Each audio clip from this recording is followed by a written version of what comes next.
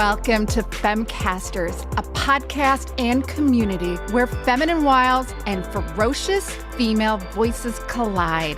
Femcasters was born from the idea that we can change the world one broadcast at a time. We are here to unite and elevate the voices of silence breakers just like you, girl-wide. Let's kick it, Karina. Kick it! Thanks everyone for joining us today on Femcasters. I'm Karina, and I'm pleased and thrilled to introduce you guys all to Rick Sedler.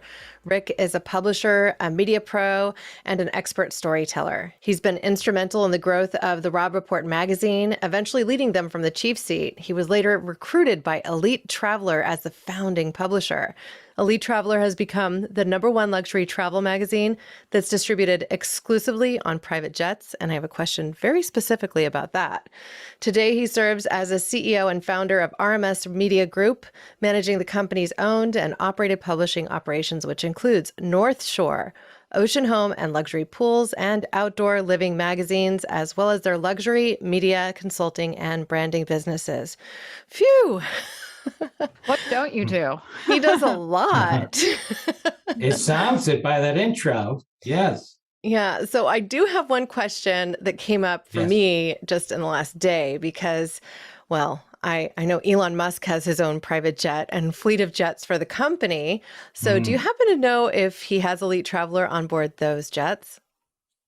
Well, that's a good question. So according to when I was last there, he is probably on the distribution list, but like any jet, and in this case, the owner of his own jet, I would assume, although I shouldn't say assume, because sometimes you can charter a jet, you can belong to a fractional jet, you can have your own jet. So if the owner doesn't like it, he tells the captain, take it off my jet. I see. Otherwise, the distribution outlet that has been set up would allow for the magazine to be placed on all private. Oh, wow. Well, I couldn't imagine he wouldn't want it, though. I just saw a news report that a 19-year-old kid built a Twitter account that's tracking Elon Musk's private jet all over the country. And so Elon offered him $5,000 to take it down. He said it could be a security risk for me or for the work that I'm doing, which some of which is involved, of course, with getting to space and everything else, right? But the kid said, hey, I get more pleasure from doing this than I would from $5,000. So, of course, I had to go to the Twitter page, and I was just shocked at how much he does travel on that private jet. And I'm like, wow, I could tell what airbase he was going from, if he was circling overhead or landing at a different airport, all of that jazz. It was amazing the amount of detail that could be available to people. Yeah, I read that as well, I think this morning. And I think he responded with, how about 50 grand? So, you're talking about the world's richest man, depending on what the stock market does. Right. I don't care if you're 17 years old or 12 years old, you're still going to say, how about 50 or 500? So I do think, though, it's dangerous, though, for that to be public, tracking him everywhere. I can't believe that he found a way to do it. But there's all kinds of available, tracking software. If you were to look at a flight, you could track, a regular jet airliner and find out where that jet's going. So I didn't know it was available for private jets, but crazy. Yeah, apparently it's all in the public domain. My husband works for Joby Aviation. So when I brought it up to him last night, he's like, yeah, you could do that for anything. In fact, there's this, just give me the tail number and I can tell you where it is. I'm like, wow. So tell me, how did you get into this world of luxury media? I just think it's interesting as a specific subset of this whole marketing world. When I started, it was in the early 80s. That was before you two were born, I think. Not true. We're 70s babies. Yeah, okay. So I'm horrible with age, by the way. That I've tried a few times. I'm never going to answer that question again. So I'd be a horrible bouncer. Yes, smart right. Man. I stay away. When I started in the early 80s, I was recognizing that I had some skills in telling a good joke, storytelling, and people have said, hey, you should get into sales, right? Now, usually that means that you're really bad at sales because you sound like a salesperson, especially today. You don't want to sound like a salesperson. You want somebody to say, gee, I really like you. I want to spend time with you. I could listen to your stories all day. Not you sound like a salesperson. So back in the 80s, I found out about a company called Robb Report because my future sister-in-law just got a job there. It moved from Atlanta to Boston, and she was working in the art department. She said, Rick, you would love this. All of the guys remind me of you in sales. So I applied for a job, and they said, no, I'm not going to give you a job. You have no experience in selling. Just because your friend said you're a storyteller doesn't mean you could get a job here. We're looking for closers.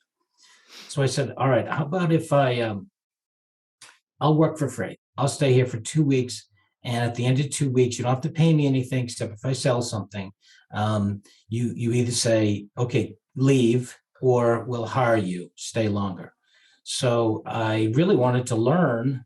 I love the job. I love the whole idea of working for a magazine that was mailed to millionaires. And my job would be to sell them ads for their private jets and cars and yachts and all that stuff. And so I wanted it so badly. I just said, I don't have to be paid. I want to learn it. I came back and told my father. He said, you're absolutely crazy. Who the heck would work for a company and not get paid? So at the end of the job interview, he said, you know what? I said, listen, you have a desk open. That's why you interviewed me. Why don't I sit in that empty desk and work? And if I am not good, tell me to leave. He said, I just told you we needed a closer. And you know what? All right, you closed me. Go sit in the desk. It's zero risk for them, right? Zero risk, except that they had to sit with me for 2 weeks. But I said, hey, if it's less than 2 weeks and you can't stand me, get out. Mm-hmm. So I wanted to first make sure that, they enjoyed my company and they got along with other salespeople and that I learned from them. And eventually, after a lot of training, I wound up on the phone and I started selling.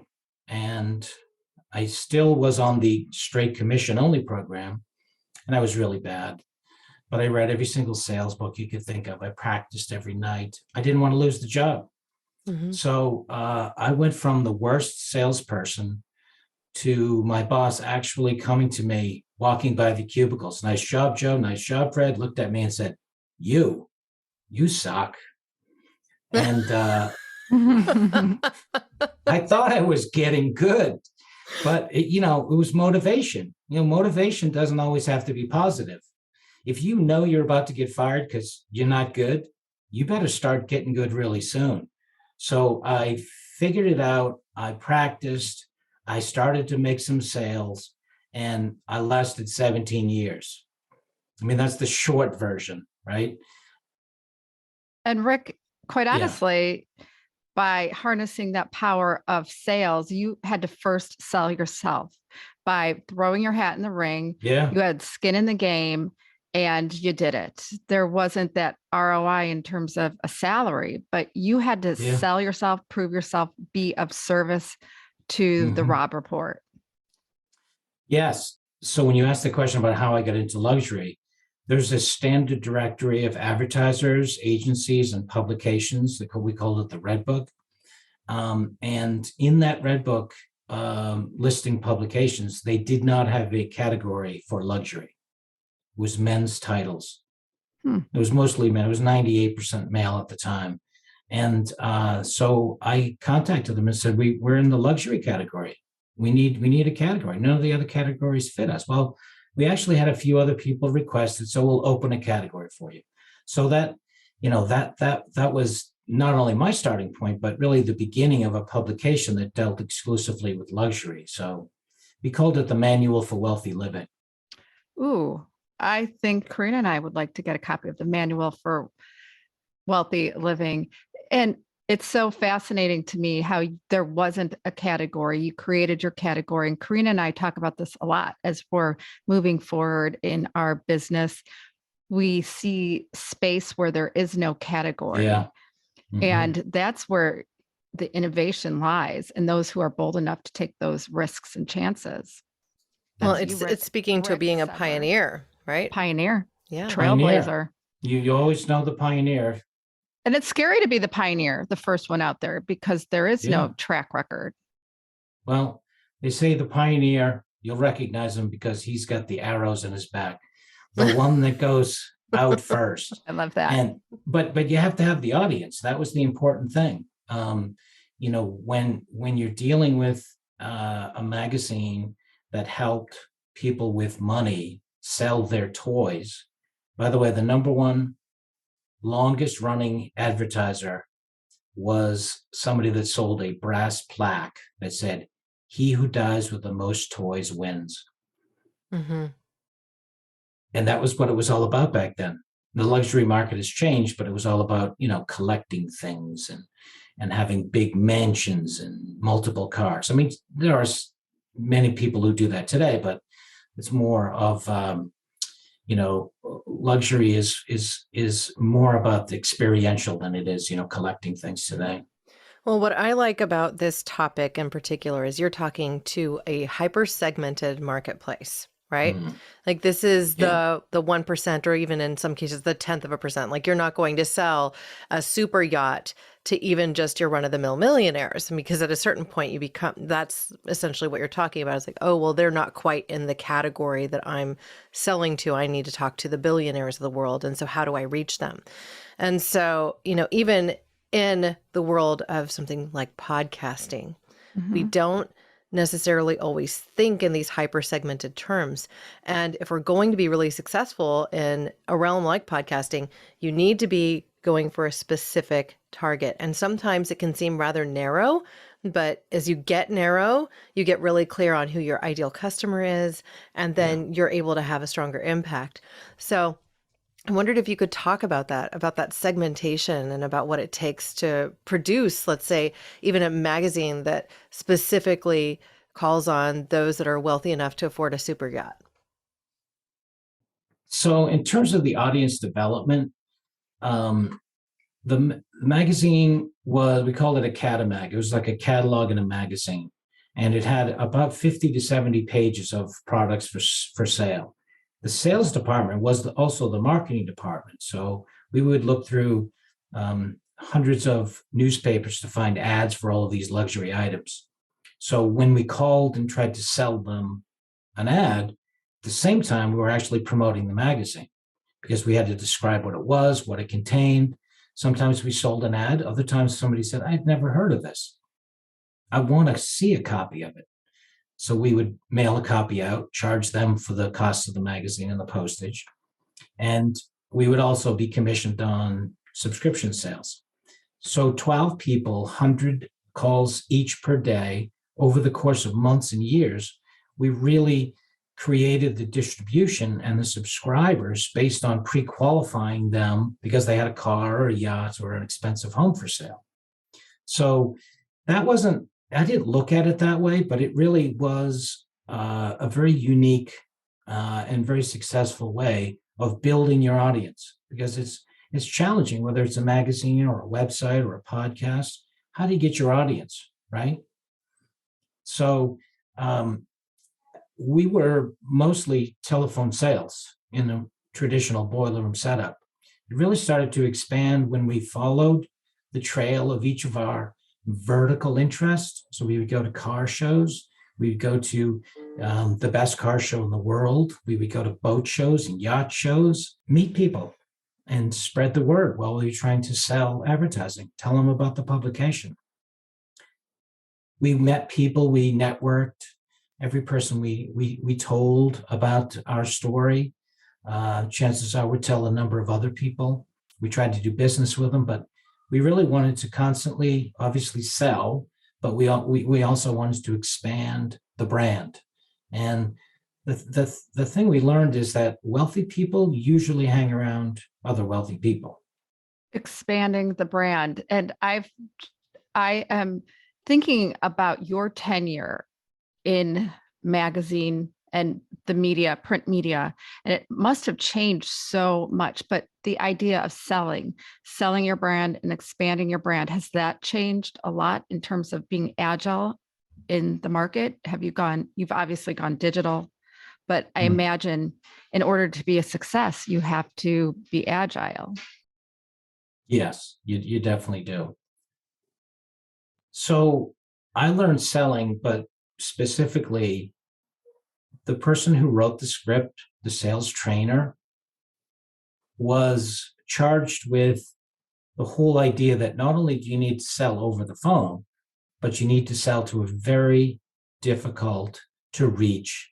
And once you do reach them, difficult to sell clientele. Somebody who has no time, no patience, right? You had to get your message very quickly. You had to position yourself as an expert, even though the sales staff was in their 20s. We had to understand the mindset and the attitude of the person we were calling and mirror them, get their attention.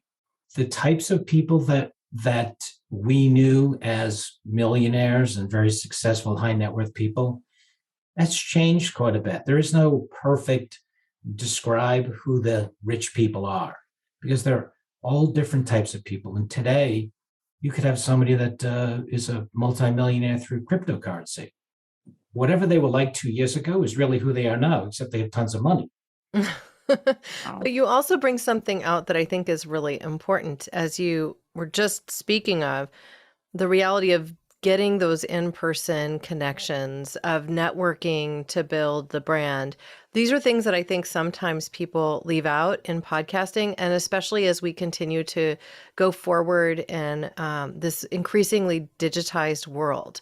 So there's still value in these things, the power of connection, of building a relationship with your audience and finding new ways to do that. So I just wondered if you had any particular tips that you're potentially implementing now as we move into this more digitized media world. Just think for a sec. We did not have, when I started, we did not have the internet. We did not have a computer. We did not have email. Did you have cell phones? No. Oh my gosh. We Did you have typewriters? We had typewriters. We had telexes. Wow. It's crazy to think about how it's changed. Do you remember computers back then? I mean, we're talking like Apple II here. Like the green letters. Yeah. Yep.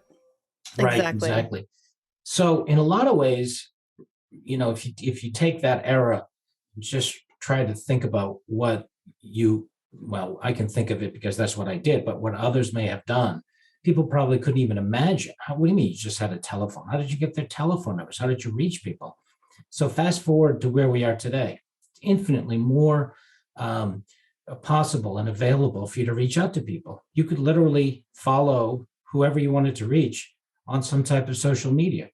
So then it becomes more, now that I know they exist, I can actually see communication from them.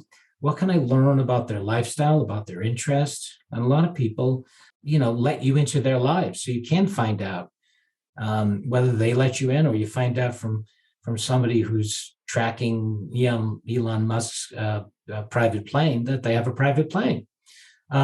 So you can reach out to people through social media. You can find other people that might know them through social media based on reading comments. But if you engage in comments on somebody's post that allows for comments, you can communicate with them and just be, like others that are commenting and communicating. But let's say you want to follow somebody, Elon Musk is really going to be tough. And I certainly wouldn't want anyone to think, well, if you were to learn the magic of reaching out to people, let's try it on Elon Musk, right? First of all, it's not difficult to find his email address. It's not difficult to find his social media, right? And become a member of that. But if you go a couple of notches down and not the richest man in the world, you can find ways to at least be present on their social media, find people that may know or work with somebody that you're trying to reach, get to know them.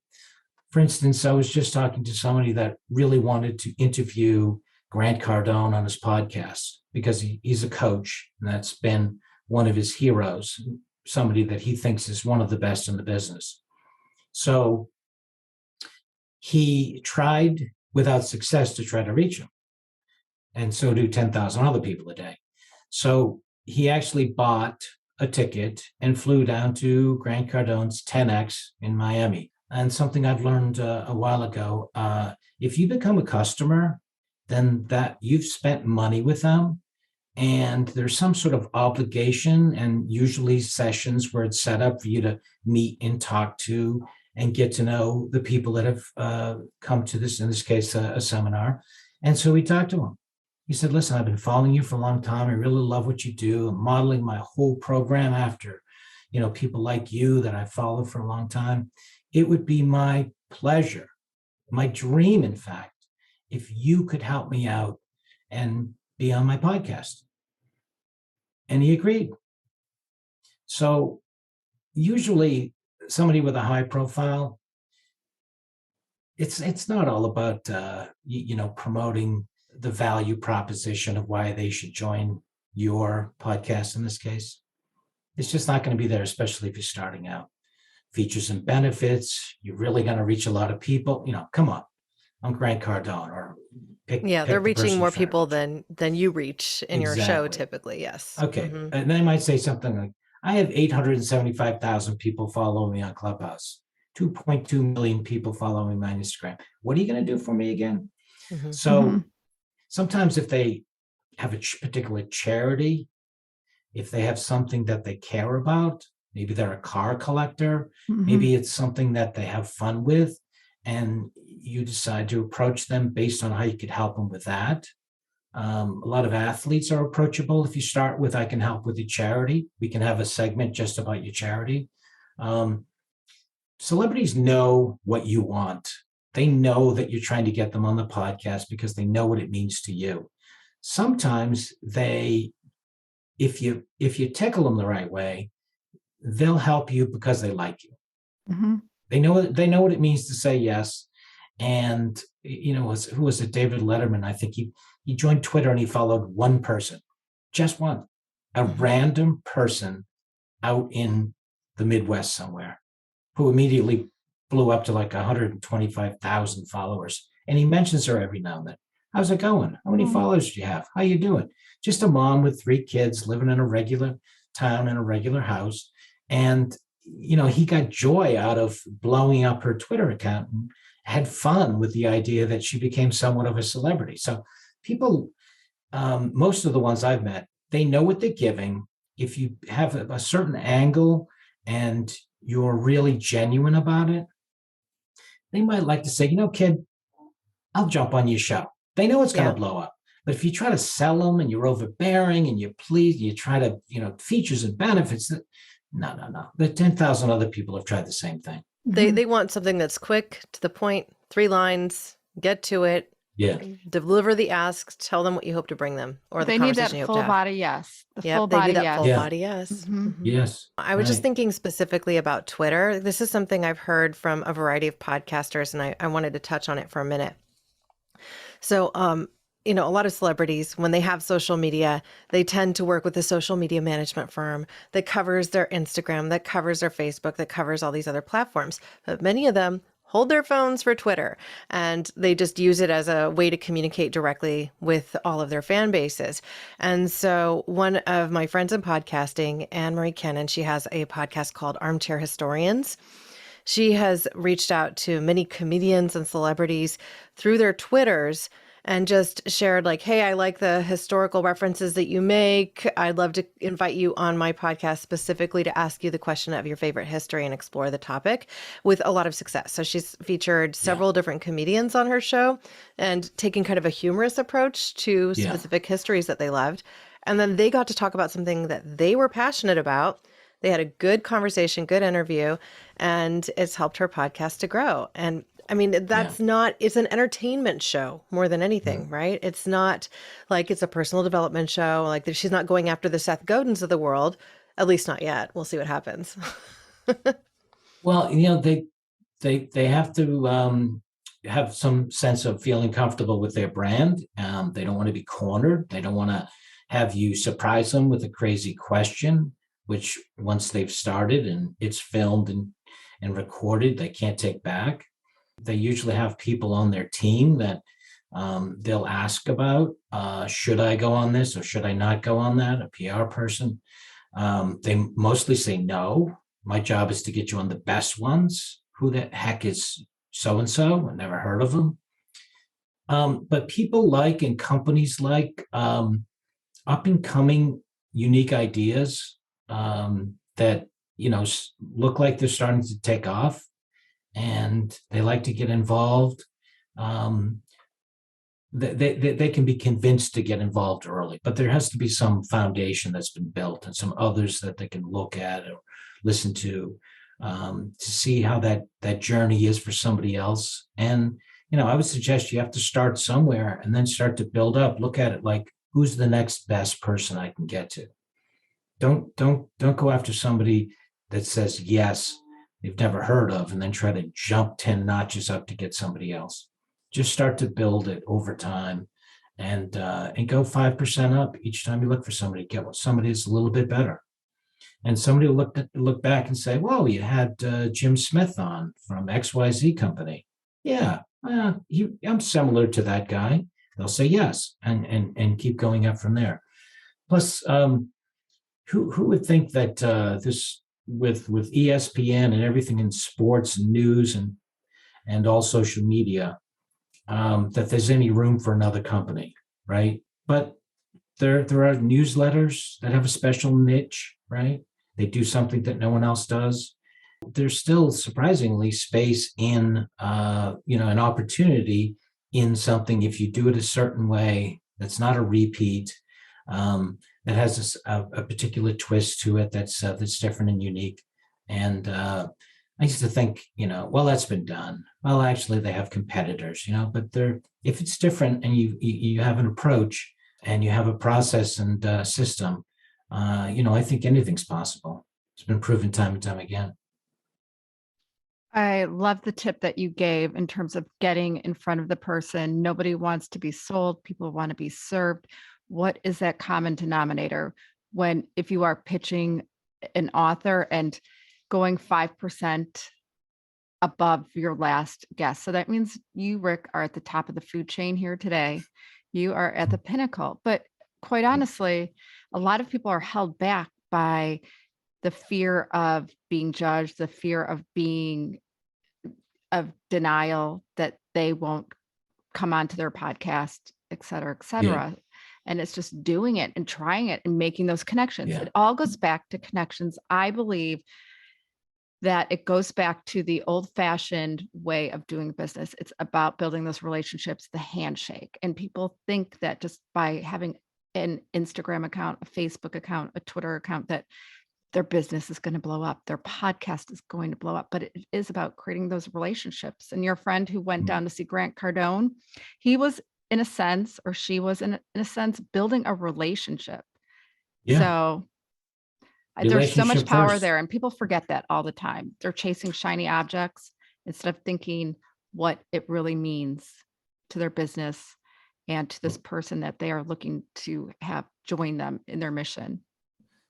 Also, I think people just have to realize that I met a Hollywood producer at a yacht show in Florida, and he was pointed out to me. He's a producer of Law and Order, and he's a big shot, and he's a Hollywood producer. How many people approach him, see him, find out who he is, and start talking about Hollywood? What do you do? I've got a friend. I want to be an actor.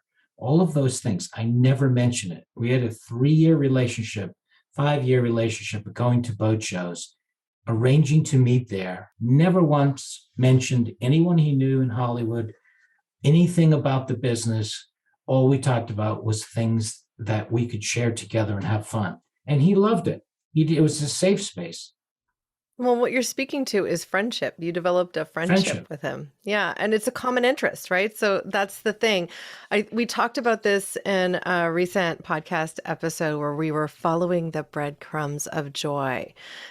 Right, Mm-hmm. Jules? Love that, Dr. Laura Berman. That's right. And it's just like you guys have a common interest. You have something that you're both joyful about. You can bond over it, whether that's the sports teams that you like to go see or if you like to go fly fishing. I mean, it could be really anything. Exactly. So you found something in common and it served your business. People forget these people are just regular people. They're They're human people. beings. Yeah. Yeah.